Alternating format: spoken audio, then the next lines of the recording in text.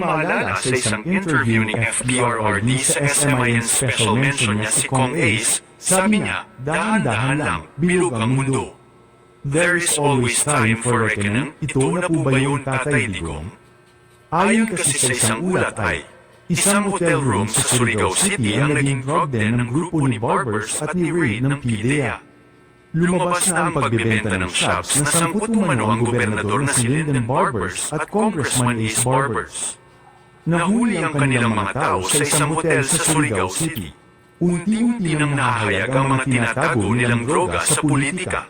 Nang masabatang SUV na puno ng shops papuntang Liloan, natuklasan na ang mga shabu ay nakaimbak rin doon malapit sa Kapitolyo. Ayon sa PDEA, nang magtanong sa front desk ng hotel, natuklasan sa sistema na ang accommodation ng hotel room ay naka-check-in at naka-charge sa Provincial Governor's Office, pati ang kanilang pagkain.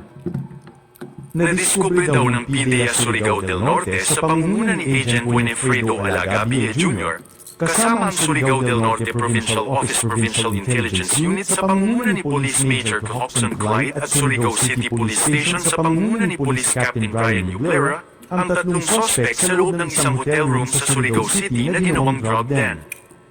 Inaresto ng PDEA sina Hill Harvey E. Makiling, beautician at comedian drug den maintainer, Josel D. Estetron, optometrist drug den employee, at Christian G. Melis, drug den visitor, kaninang alauna ng madaling araw, November 12, 2024. Maraming ebidensya raw ang nakuha.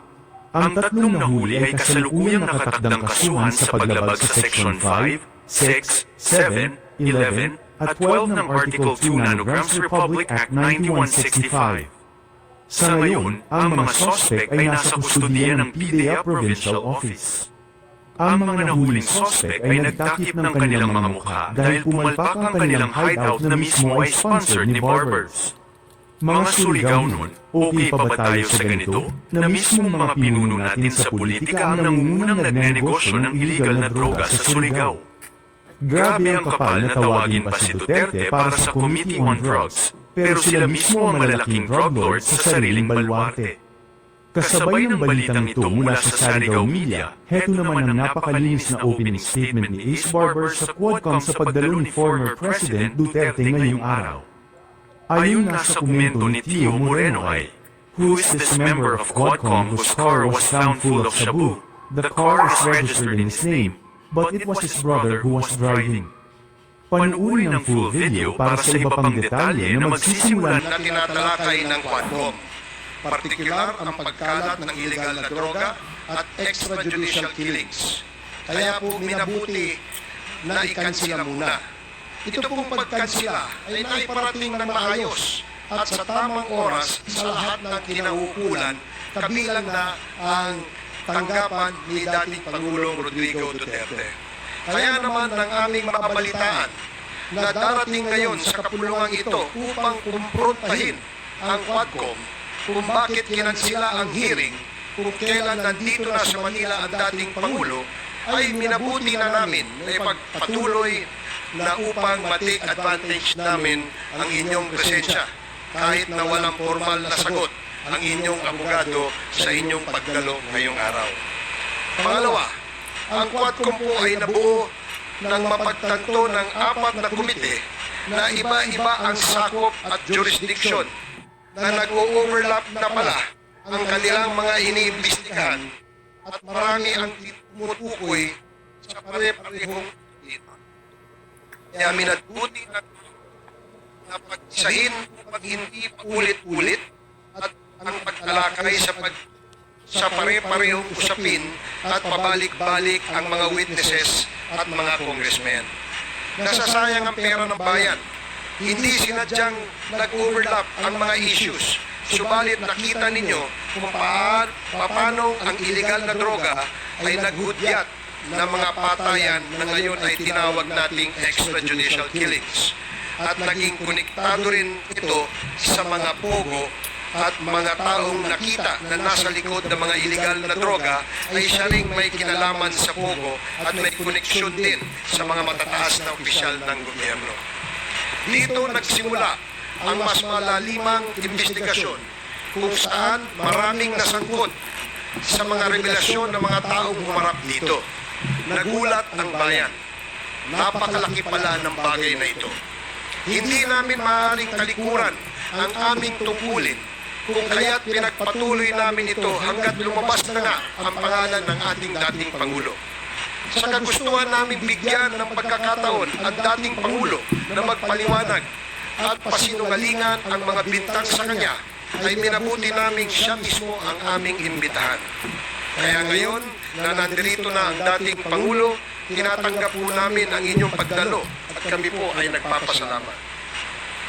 Sa uling sagot sa amin ni Attorney Delgra na hindi na kayo dadalo sapagkat nasabi na ninyong lahat ang kailangan ninyong sabihin, kung kaya't isinama na niya sa kanyang sagot ang inyong opening remarks sa Senado. Ay ito na rin ang ituturing naming opening remarks ninyo dito sa amin.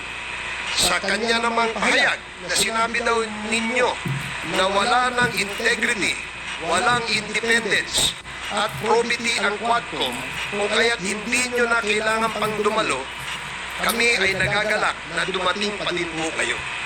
At sa inyong desisyon na magpakita dito sa amin at paunlakan ang aming imbitasyon, ay pinasisinungalingan ninyo ang sinabi ni Atty. Delgra na wala kaming integridad, walang independence at walang probity. Sa sinabi din ni Atty. Delgra na ang aming pandinig ay isa lamang political ploy at ginagamit lamang namin upang hanapan ng basihan ang mga krimen na isasampalaban sa inyo. Nais po naming tiyakin sa inyo, Mr. President, na hindi po iyon ang trabaho ng Quadcom. Kung may mga naibintang man sa inyo sa paglalahad ng mga ibang taong nagtestigo dito, iyon ay kay kanilang mga pahayag. At iyon ang nais namin bigyan ninyo ng linaw. Hindi kami naririto upang husgahan kayo, kundi marinig sa inyo ang katotohanan at ang sagot sa mga paratang at mga pahayag laban sa inyo.